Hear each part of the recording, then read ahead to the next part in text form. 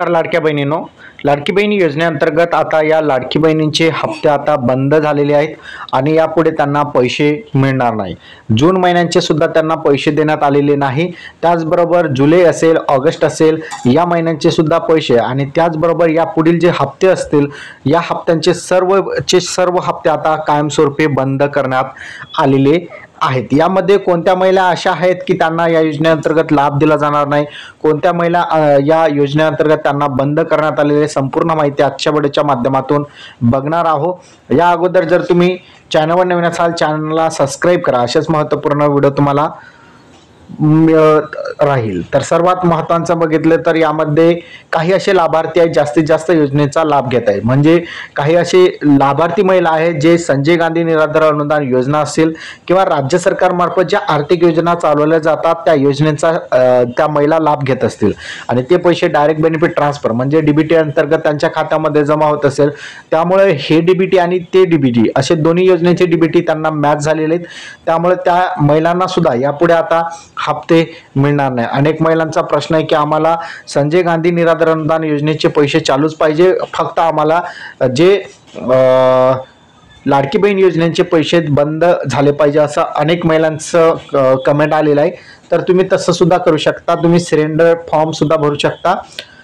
तुम्ही स्वतः जे आहे या योजनेअंतर्गत लाडकी बहीण योजनेतून बाहेर पडू शकता.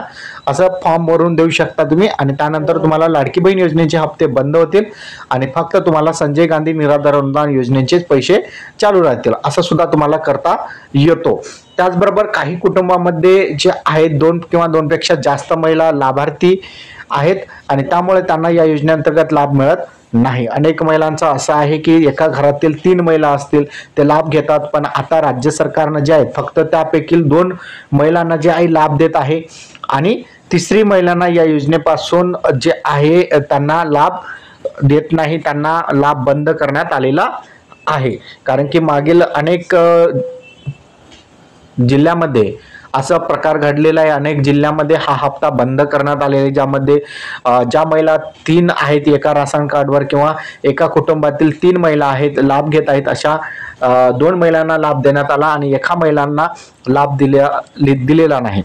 तर असं सुद्धा करण्यात आलं. त्याचबरोबर अनेक ठिकाणी असं सुद्धा घडलेलं आहे की पुरुषांनी अर्ज केलेले आहेत. जवळपास 14,000 पुरुषांनी अर्ज केलेले आहेत आणि पुरुष वर्ग जे आहेत जवळपास 12 हप्ते त्या योजनेअंतर्गत उचललेले आहेत. त्यामुळे त्यांच्यावर योग्य ते आता कारवाई राज्य सरकार करणार आहे. जवळपास 21 कोटी रुपयांचा हा घोटाळा झालेला आहे पुरुष वर्गाकडून, ज्यामध्ये 14,000 पेक्षा अधिक अर्ज जे आहेत या योजनेअंतर्गत केलेले होते महिला म्हणून आणि लाभ घेत होते. असे 14,000 जे पुरुष आहेत त्यांच्यावर आता योग्य ती कारवाई राज्य सरकार करणार आहे आणि त्यामुळे त्यांना आता यापुढील तर लाभ बंदच होईल, पण त्यांच्यावर कारवाई होऊन त्यांच्याकडून जे पैसे तुम्ही घेतलेले राज्य सरकारमार्फत जवळपास 12 हप्त्याचे 18,000 रुपये, ते 18,000 रुपये ते राज्य सरकारला परत करावे लागणार आहे. तर अशा प्रकारे बघितलं तर जवळपास 26,34,000 जे लाभार्थी महिला आहेत त्यांचे अर्ज जून 2025 पासून बंद करण्यात आलेले आहेत.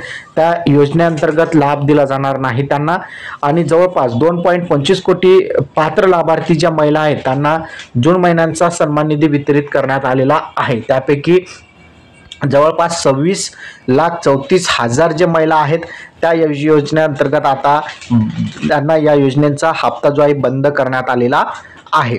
तर अशा प्रकारे बघितलं तर राज्यातील आता लाखो महिलांना जे आहेत जून महिन्यांचा हप्ता बंद झालेला आहे. मी सांगितल्याप्रमाणे जर तुम्ही 2 पेक्षा अधिक लाभार्थी महिला एकाच कुटुंबातील असाल तर तुम्हाला या योजनेअंतर्गत लाभ मिळणे बंद केलेले आहे. त्याचबरोबर तुम्ही एकापेक्षा जास्त आर्थिक योजनेचा लाभ महाराष्ट्र शासनामार्फत घेत असाल तरी तुम्हाला या योजनेअंतर्गत लाभ बंद केलेला आहे. तर अशा प्रकारे बघितलं तर राज्यातील जवळपास 26 लाख महिलांना या योजनेअंतर्गत बाद करण्यात आलेले आहे. तर लाखो महिला या योजनेपासून पात्र असून सुद्धा जे आहेत वंचित आहेत, कारण की लाडकी बहीण योजनेचा नवीन अर्ज भरणे बंद आहे. त्यामुळे राज्य सरकारला आपल्या यूट्यूब चॅनलच्या माध्यमातून एवढीच विनंती आहे, ज्या काही महिला पात्र आहेत त्यांचा ऑनलाईन किंवा ऑफलाईन पद्धतीने अर्ज भरून घ्या, जेणेकरून त्यांना सुद्धा लाभ मिळेल. तर अशा प्रकारे बघितलं तर लाखो कुटुंबातील महिलांना या योजनेतून बाहेर फेकण्यात आलेलं आहे आणि लाखो कुटुंबातील महिला अजून पण या योजनेपासून वंचित आहेत. तर अशा प्रकारे बघितलं तर राज्यातील ज्या महिला आहेत त्यांना लाभ या अगोदर मिळत होता, त्या महिलांना या योजनेचा लाभ मिळतच राहील. पण जर तुम्ही पात्रता अटीमध्ये बसत असाल तरच लाभ मिळेल, नाहीतर लाभ मिळणार नाही. हा व्हिडिओ तुम्हाला कसा वाटला कमेंटमध्ये सांगा. चॅनलवर नवीन असाल चॅनलला सबस्क्राईब करा. इथेच थांबूया. जय हिंद, जय महाराष्ट्र.